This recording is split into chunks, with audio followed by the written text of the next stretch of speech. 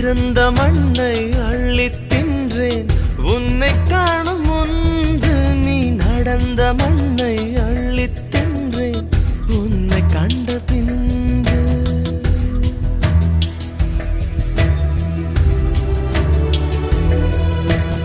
அன்னை தந்தை கண்டதில்லை நான் கண் திறந்த பின்பு. என் அத்தனை உறவும் மொத்தம் கண்டேன் உன்னை கண்ட பின்பு. என் பயணமோ தொடங்கவே இல்லை, அதற்குள் அது முடிவதா விளங்கவே இல்லை.